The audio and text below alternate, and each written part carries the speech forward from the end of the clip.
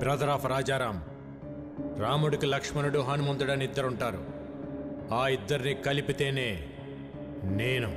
రేయ్, అమాయకంగా ఉన్నాడు, బెదిరిస్తే వంగుతాడు, మంచోళ్ళ ఉన్నాడు, భయపెడితే లొంగుతాడు, ఒంటరిగా ఉన్నాడు, తల దించుతాడు అనుకుంటే తప్పు. ఆయనకు ఒక తమ్ముడున్నాడు, అన్నంటే పిచ్చున్నాడు. వాడు మాటిస్తే నిలబడతాడు, కాదంటే కలబడతాడు, బెదిరిస్తే తిరగబడతాడు, భయపెడితే చంపేస్తాడు. ఏదో మాట చెప్పు అని తిరుగుతున్నారంట. చిన్నప్పుడు ఒక లైసెన్స్ కోసం నీ గోడౌన్ తగలబెట్టి తీసుకెళ్ళినోడిని. అలాంటిది నా అన్న జోలికొస్తే వాడిని, వాడి సామ్రాజ్యాన్ని నిలబెట్టి తగలబెట్టేస్తా. చెప్పు నీ అల్లుడు జీకేకి.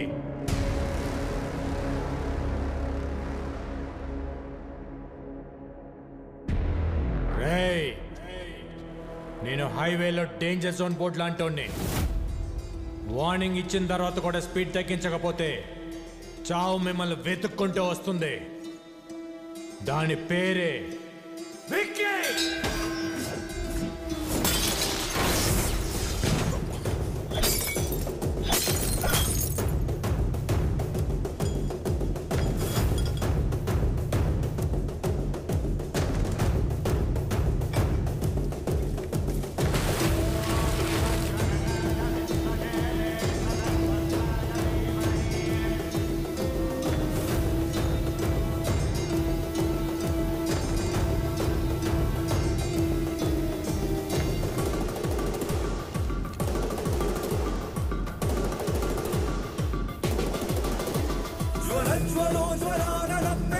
కేశభూషణం అజస్త్రుజాండకర్పరప్రభగ్నరౌద్రగర్జనం సహస్రభాస్కరస్ఫురత్ప్రభాక్షదుర్నిరీక్షణం ఉదగ్రనిగ్రహాగ్రహోగ్రవిగ్రహకృతిం గణం ప్రభగ్నక్రూరకృద్ధిరణ్యకశ్యపోరురస్థలం విచక్షణం విలక్షణం ప్రతీక్షణం పరీక్షణం పరీక్ష దీక్ష రక్ష శిక్ష సాక్షిణం క్రమం తదాజిత ప్రకోద భేద భోగ భావహారణం ప్రహారణం హిరణ్యగణ్య లోక శోక నాశకం ప్రకాశకం ప్రభు ప్రభు ప్రసన్న మేఘవర్ణ పాహి మాం నమో నమో నమోస్తు నారసింహ రక్ష మాం ప్రభు ప్రభు ప్రసన్న మేఘవర్ణ పాహి మాం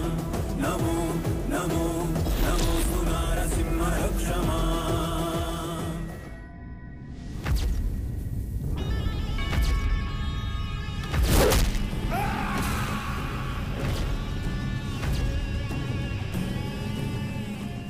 అల్లుడు, వాడికి తమ్ముడున్నాడని నాకెందుకు చెప్పలేదు?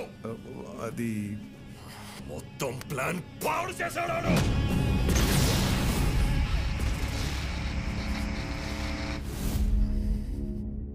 చిన్న వయసులోనే పారిపోయాడు. ఇలా తిరిగి వచ్చి భయపెడతాడని నేను ఊహించలేదు. వాడు తమ్ముళ్ళ లేడు, డామినేటర్లా ఉన్నాడు. వాడి బలమేంటి, బలహీనత ఏంటి, బ్యాక్గ్రౌండ్ ఏంటి, నెట్వర్క్ ఏంటి, అన్న మీద అంతటి ప్రేమేంటో తెలుసుకో. నువ్వేం చేస్తావో, ఎక్కడికి వెళ్తావో నాకు తెలీదు. మళ్ళీ వాడి మొత్తం డీటెయిల్స్ తోనే నువ్వు నాకు కనిపించు. Okay sir.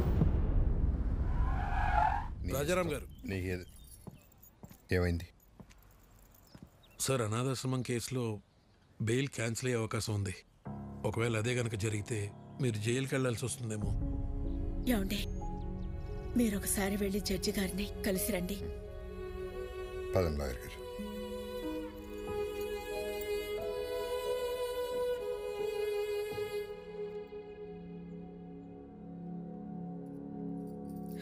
స్వామి, ఇంతవరకు నిన్నేమీ అడగలేదు. ఇప్పుడు అడుగుతున్నాను. చెయ్యని తప్పుకు ఆయన దోషిగా నిలబడకుండా చూడు.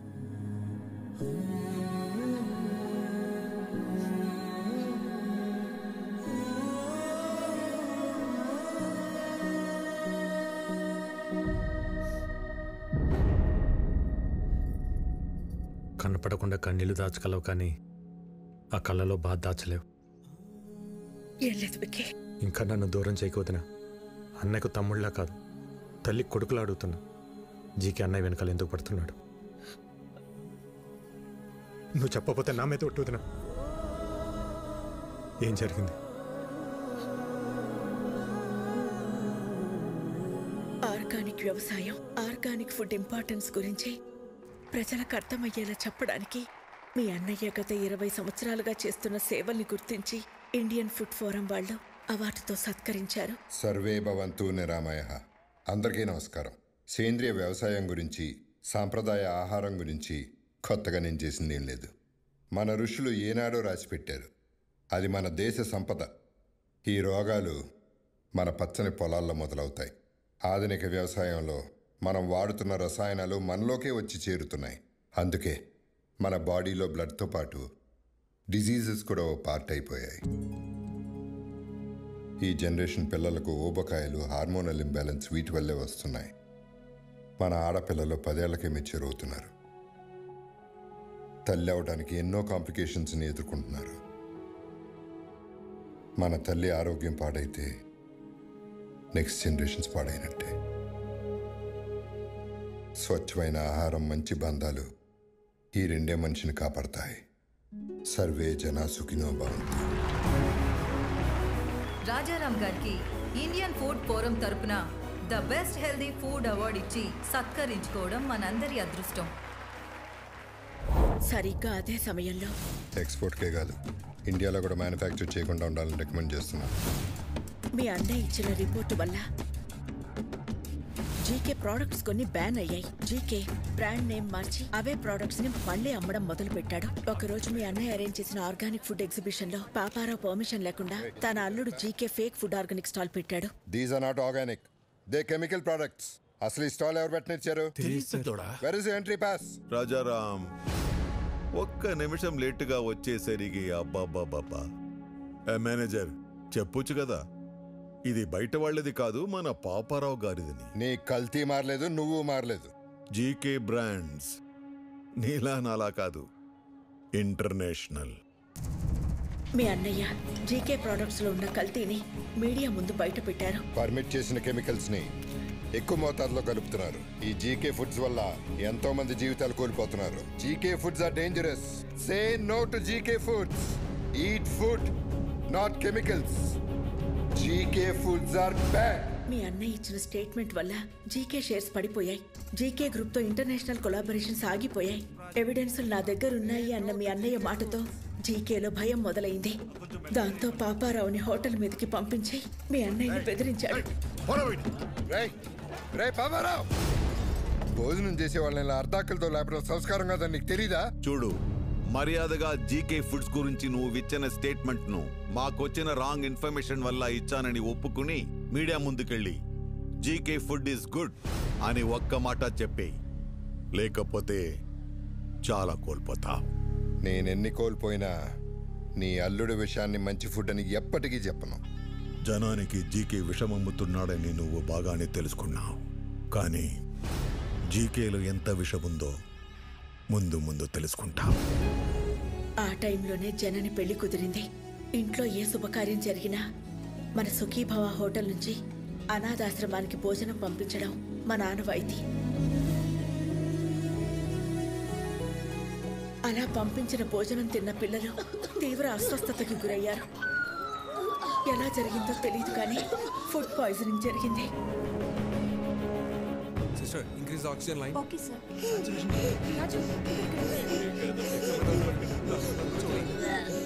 It's okay, it's okay.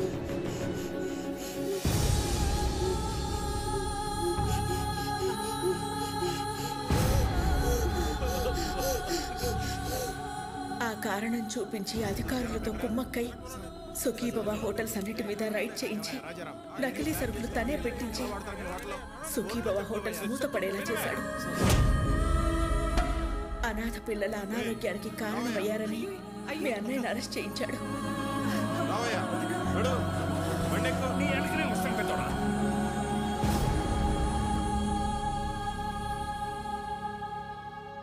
Bail మీద బయటకొచ్చిన మీ అన్నయ్యని బాధగా ఉంది కదా. నువ్వు నీ మాట వెనక్కి తీసుకోకపోయినా నీ దగ్గర ఉన్న ఎవిడెన్స్లు ఇవ్వకపోయినా ఈ బాధ నీతో ఆగదు. నీ ఫ్యామిలీలో ప్రతి ఒక్కరికి ఇస్తా. టోటల్గా నీ లైఫ్లో హ్యాపీనెస్ లేకుండా చేస్తా. రే, భయపడేవాడినే అయితే నీ లైసెన్స్ ఆపేవాడినే కాదు. నేను జైలుకి వెళ్తే మహా అయితే నా పరువు పోతుంది. భయపడి మిమ్మల్ని ఇలాగ వదిలేస్తే జనాలు ప్రాణాలు పోతాయి. నా పరువు కంటే నాకు జనాల ప్రాణాలే ముఖ్యం. దాంతో జీకే జనని ఎంగేజ్మెంట్ క్యాన్సిల్ అయ్యేలా చేశాడు. రండి బాబు గారు, నమస్కారం. రండి, కూర్చోండి. కూర్చోడానికి రాలేదండి. ఏమైందండి? మీ హోటల్ మూతపడితే మాకు వ్యాపారాలు ఉన్నాయి కదా అని సర్దుకున్నాను. మీరు అరెస్ట్ అయినప్పుడు కూడా సొసైటీలో పెద్దవాళ్ళ మీద కేసులు కామన్ కదా, బయటపడతారులే అనుకున్నాను. కానీ ఇప్పుడు కోర్టులో విట్నెస్లు మీకు ఎగ్నెస్ట్గా ఉన్నాయండి. శిక్ష పడితే మీరు దోషి అవుతారు. అందుకే ఈ ఎంగేజ్మెంట్ క్యాన్సిల్ చేస్తున్నా అని చెప్పడానికి వచ్చానండి. ఉంటాను.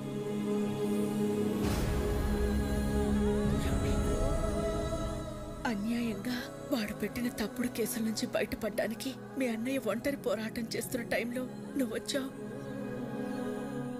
ఇంత జరుగుతున్న ఈ విషయం నా దగ్గర ఎందుకు దాచారు వదినా? బాబాయ్, ఎట్టి పరిస్థితులను విక్కీకి మన ప్రాబ్లమ్స్ గురించి తెలియకూడదు. ఎంతకాలం మనకు దూరంగా ఉండి వాడు ఎన్ని కష్టాలు పడ్డాడో, ఇప్పుడు మన కష్టాలు చెప్పి వాడిని బాధ పెట్టకూడదు. వాడు ఎక్కడ ఉన్నంతకాలం మనందరం సంతోషంగా కనపడాలి. మీ అందరిలో నాకు కనిపించిన సంతోషం నిజం అవ్వాలి. అది నిజం చేస్తా. కానీ ఈ విషయం నాకు చెప్పినట్టు అన్నయ్యకి తెలియకూడదు వదినా.